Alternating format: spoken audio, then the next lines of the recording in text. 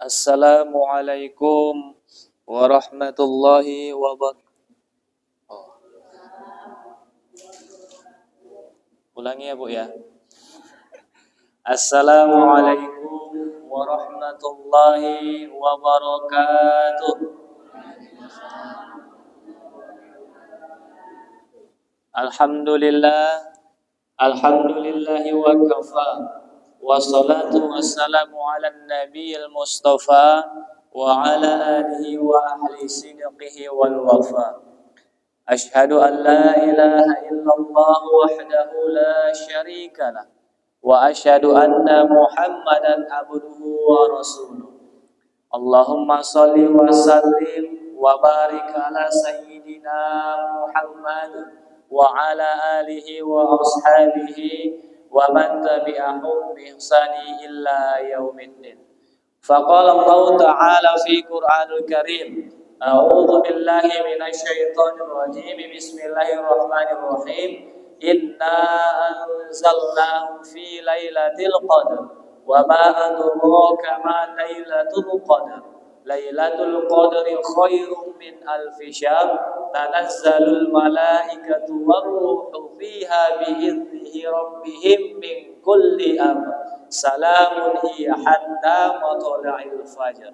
Shadaqallahul azim wa shadaqa rasuluhun nabiyul karim wa nahnu ala dzalika minasyahidin asyakirin walhamdulillahi rabbil alamin. Masih semangat Bu? Semangat Pak? Semangat ya. Kata moderator tadi ini tinggal pemain intinya Pak. Nah, cadangannya udah pada kabur semua. Semoga kita termasuk ke dalam orang-orang yang istiqomah sampai nanti di akhir Ramadan. Amin ya rabbal alamin. Yang saya hormati hadirin jamaah dan yang dimuliakan Allah Subhanahu wa taala. Mari kita puji Allah dengan mengucapkan alhamdulillah atas segala limpahan nikmat serta bersyukur kepada Allah Subhanahu wa taala atas limpahan nikmat dan karunia-Nya yang Allah berikan di dalam kehidupan kita. Mulai dari nikmat yang paling terbesar yang Allah berikan di dalam kehidupan kita, yaitu nikmat Islam, iman, kesehatan serta kesempatan, sehingga kita dapat berhimpun, berkumpul di rumah Allah yang mulia ini dalam melaksanakan perintah Allah Subhanahu wa taala. Kemudian salawat merangkaikan salam kehariban junjungan alam kepada Nabiullah Muhammad Rasulullah sallallahu alaihi wasallam dengan mengucapkan lafaz Allahumma shalli wa sallim mubarik alaihi. Semoga dengan kita banyak bersalawat kepada Rasulullah, insyaallah kita tergolong umatnya yang kelak akan mendapatkan syafaat yaumil akhir kala. Amin ya rabbal alamin. Hadirin jamaah yang saya hormati dan dimuliakan Allah Subhanahu wa taala. Malam ini adalah malam yang ke-22 di bulan suci Ramadan 1443 Hijriah. Lebih kurang tersisa 8 atau sekitar 7 hari lagi, yang dimana seluruh amal kebaikan kita pahalanya dikali lipat gandakan oleh Allah Subhanahu wa taala pun akan berakhir. Bagi orang-orang yang memiliki iman yang tinggi, memiliki kualitas iman yang baik, mereka merasakan bahwa hari-hari di bulan suci Ramadan ini terasa cepat dan singkat. Hadirin jamaah yang saya hormati dan dimuliakan Allah, mari kita sejenak bermuhasabah, introspeksi ke dalam diri kita. Sudah sampai sejauh mana kualitas ibadah puasa yang kita laksanakan hingga saat ini? Apakah ibadah puasa yang kita kerjakan hingga saat ini hanya sebatas menahan lapar ataupun dahaga? Atau ibadah puasa yang kita kerjakan hingga saat ini meningkatkan nilai-nilai ibadah kita yang lainnya kepada Allah Subhanahu wa taala? Kalaulah ibadah kita hanya sebatas menahan lapar dan dahaga, iman kita pun biasa-biasa saja, amalan ibadah kita pun sama seperti di bulan biasa, mau bagaimana lagi cara Allah untuk membimbing kita menjadi orang yang bertakwa? Hadirin jamaah yang dimuliakan Allah, tentu pasti akan menjadi kerugian bagi kita. Benar firman Allah di dalam Quran surah Al-Asr ayat 1 dan 2, Bismillahirrahmanirrahim, wal 'asri innal insana lafi khusr. Firman Allah, Allah bersumpah atas nama waktu, demi waktu, bahwa sesungguhnya manusia itu berada dalam keadaan kerugian. Lantas bagaimana yang dikategorikan, yang diciri-cirikan manusia dalam keadaan kerugian adalah manusia yang tidak dapat mempergunakan waktu sebaik dan semaksimal mungkin, serta manusia yang lalai dan tidak berbuat amal soleh di dunia. Hadirin jamaah yang saya hormati, itulah realita dan nyatanya bagaimana orang-orang yang lalai. Allah Subhanahu wa taala telah memberikan kita kesempatan, telah memberikan kita kesehatan, telah memberikan kita umur yang panjang, dipergunakan kita dijumpa di bulan suci Ramadan, maka pergunakan waktu kita ini sebaik dan semaksimal mungkin di bulan suci Ramadan. Jangan sampai bulan suci Ramadan ini begitu saja lewat dan menjadi sia-sia.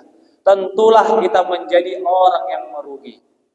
Hadirin jamaah yang dimuliakan Allah, karena bulan puasa ini, bulan Ramadan, puasa yang kita laksanakan memiliki banyak sekali keistimewaan, keutamaan dari nilai ibadah tersebut. Bahkan ibadah puasa bisa langsung dapat memasukkan kita ke dalam surga. Suatu ketika ada seorang sahabat Rasulullah Sallallahu Alaihi Wasallam yang bernama Abu Umamah datang kepada Rasulullah. Wahai Rasulullah, berikan aku amal ibadah apa yang dapat memasukkanku ke dalam surga. Rasulullah bersabda, alaika bisawmi fa innahu la idalala. Berpuasalah, karena puasa dapat langsung memasukkanmu ke dalam surga. Kemudian Abu Umamah datang yang kedua kalinya, dan tanya kepada Rasulullah Sallallahu Alaihi Wasallam, ya Rasulullah, beritahu aku amal ibadah apa yang dapat langsung memasukkanku ke dalam surga. Kata Rasulullah, berpuasalah. Maka puasa ini merupakan ibadah yang paling khusus, ibadah yang tidak dimiliki oleh ibadah lainnya. Maka ibadah puasa bisa langsung memasukkan kita ke dalam surganya Allah Subhanahu wa taala. Hadirin jamaah yang dimuliakan Allah, di dalam hadis qudsi serta dibarengi dengan hadis sahih yang diriwayatkan dari Imam Muslim dari Abu Hurairah bahwa Rasulullah sallallahu alaihi wasallam bersabda, "Kullu amali bani Adam illa shayamu fa innahu li wa ana ajzi bi. Wa shayamu junnatun fa idza kana yaumi shaumi ahadukum fala yarfud wa la yaskhab wa la yajhal. Fa in syatamahu qataluhu ahadun qataluhu falyaqul inni sha'imun marrataini." Jadi Allah Subhanahu wa taala berfirman di dalam hadis qudsi, seluruh amal anak Adam adalah untuknya kecuali dengan puasa. Karena puasa untuk Allah Subhanahu wa taala dan Allah yang akan membalasnya. Artinya, ibadah puasa merupakan ibadah yang khusus, ibadah yang eksklusif, yang tidak dimiliki oleh ibadah-ibadah lainnya. Kalau kita melakukan ibadah lainnya, katakanlah kita melaksanakan sholat, kita tahu tolak ukur pahala yang Allah berikan kepada kita. Ketika kita melaksanakan sholat sendiri mendapatkan 1 derajat. Kemudian ketika kita melaksanakan sholat berjamaah mendapatkan 27 derajat. Kita tahu tolak ukur pahala yang Allah berikan. Begitu juga dengan membaca Al-Quran. Ketika kita membaca Al-Quran, 1 huruf dinilai 10 kebaikan. Tahu kita tolak ukur yang Allah berikan kepada kita. Tapi terkhusus untuk ibadah puasa, Allah tak kasih tahu berapa besar pahala yang Allah berikan ketika kita melaksanakan ibadah puasa. Begitu khusus dan eksklusifnya lah ibadah puasa yang kita laksanakan. Kemudian ketika kita melaksanakan ibadah puasa, janganlah kita berkata jorok, bertindak bodoh.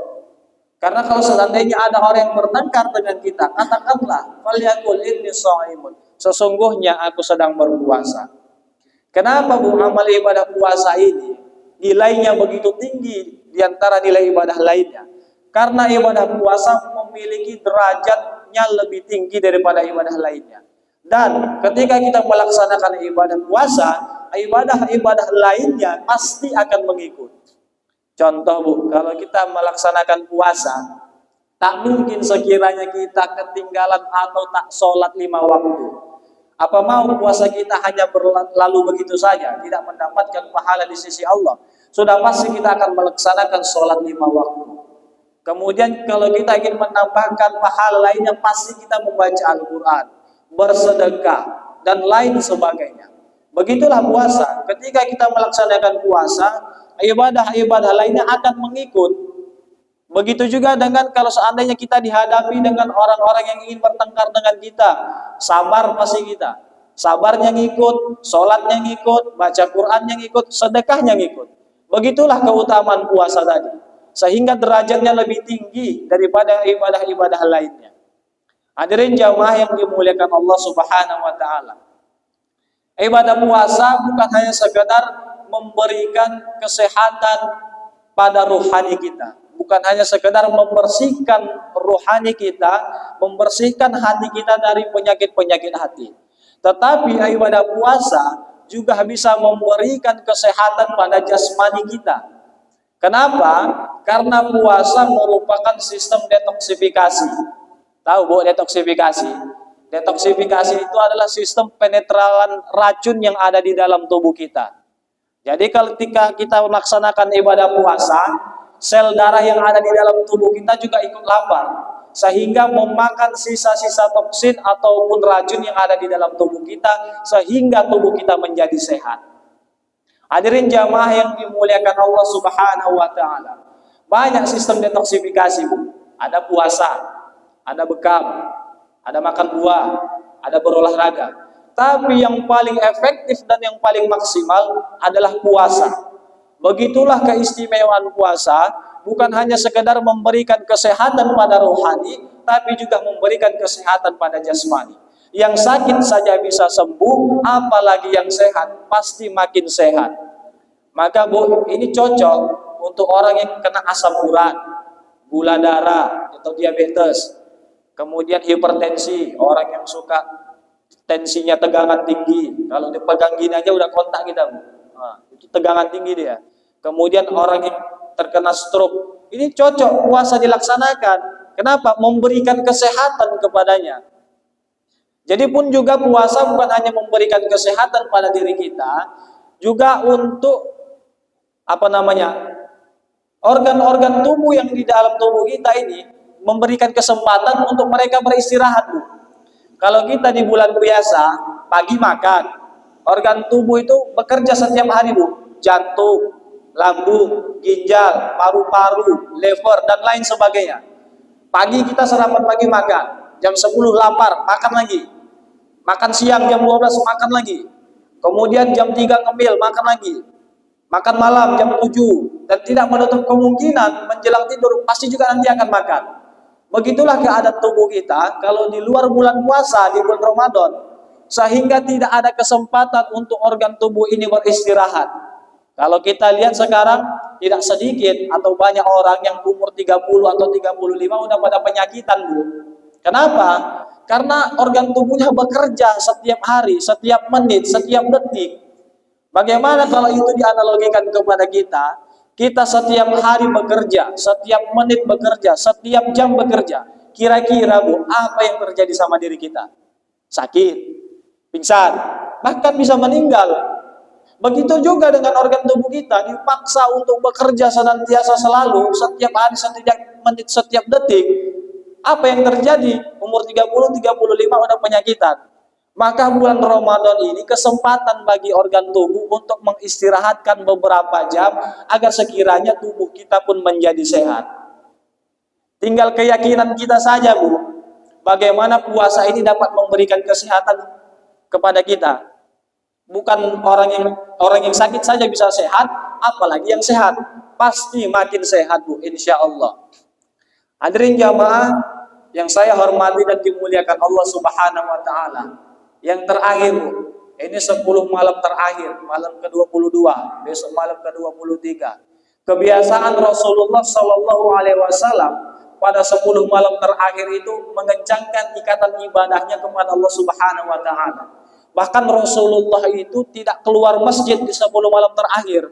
Saking khusyuk, saking tidak mau ketinggalannya Rasulullah untuk beribadah di 10 malam terakhir.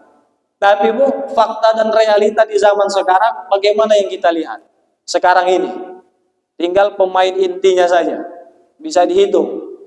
Kalau 10, kalau di hari pertama Ramadan nggak muat kan Pak masjidnya kan? Iya. Sekarang tinggal satu sab. Allah akan nampakkan mana orang-orang yang istiqomah di jalan Allah. Nah, inilah tadi orang-orang yang istiqomah. Insya Allah ini kita tergolong dalam orang-orang yang istiqomah, Bu. Amin ya rabbal alamin. Makanya ini bagi kita, Bu, jangan disia-siakan, Bu. Kenapa? Karena ada satu malam kemuliaan, yaitu adalah malam Lailatul Qadar. Yang dimana malam Lailatul Qadar ini lebih baik daripada 1000 bulan. Kita jamin Bu hidup sampai 1000 bulan?